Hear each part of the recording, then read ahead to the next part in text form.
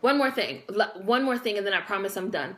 Another common dumbass defense of this woman that I also want to bring up because it is so ridiculous I don't even fucking understand it, is people comparing this bitch walking around in blackface to people of color lightening their skin, like as if that is comparable.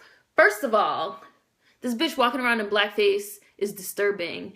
People that bleach and lighten their skin is also disturbing. That is a form of anti-blackness. That is a form of internalized self-hatred. So you probably don't want to use those people as your example.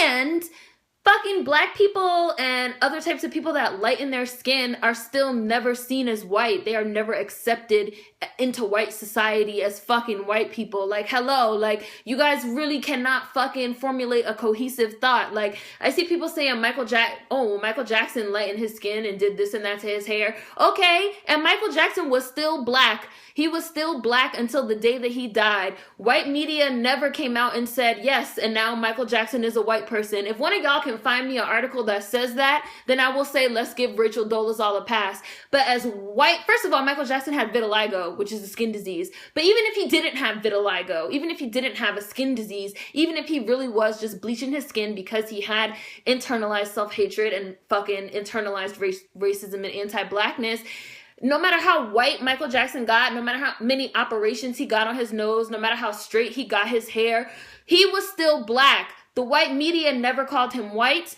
No white organizations like the NAACP ever came out and embraced him as a white person. No one ever said, okay, Michael Jackson is now a white man. We are gonna fucking extend our white privilege to him. None of that never happened. Sammy Sosa, notorious skin bleacher. Sammy Sosa is not white. The fucking Major League Baseball fucking association has never came out and said, okay, from now on, Sammy Sosa is gonna be known as a white player. He has transitioned to whiteness. He was racially misassigned at birth. So now we're going to call him a white man. Vybz Kartel, another one famous for bleaching his skin. He has never become a white person. How are you guys even making these half-assed comparisons? Like, there's no way that you guys can even believe what's coming out of your mouth. Like, oh, well, Michael Jackson fucking lightened his skin. How is that any different? Because white people will never come out and fucking accept minorities as white just because we lighten our skin.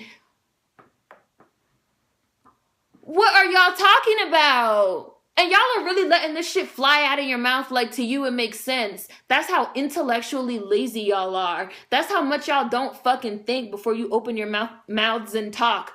White people, no matter how much we bleach our skin, no matter how much we straighten our hair, wear contacts, weaves, wigs, because like I said in my original video, I see a lot of people calling out black women that bleach and straighten their hair, but again, completely ignoring the Eurocentric fucking beauty standards and the white gaze and the colonization and the internalized racism and anti-blackness that lead black people to do these things. Y'all just completely gloss over that and ignore that because that's how strong your passion is to love white people and to protect white people, especially this white woman, that y'all are really trying to like make these connections that are not there. Oh, well, what about black people that bleach their skin? What about Michael Jackson? Michael Jackson was never ever claimed by white people. But y'all want to rush out and claim this white woman in blackface.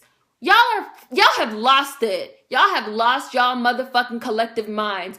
The day that you can find me a white person that says, yes, fucking Vybz Kartel and Sammy Sosa and Michael Jackson and this person and that person, yes, they have transitioned to whiteness. They are now a member of white culture and they will be receiving their white privilege. They will be receiving their white privilege card in the mail. They will be receiving their white privilege salary plus the years of back pay for the black struggle that they had to deal with, the oppression that they had to deal with for being black, but they're white now. So we're going to just accept them and embrace them. We're going to make them the lead of some, white organizations. The day that happens is the day this woman can become black, and it's going to be a cold day in hell before that happens because white people put a system in place, the system of racism, white superiority, white supremacy, to keep their bloodlines pure.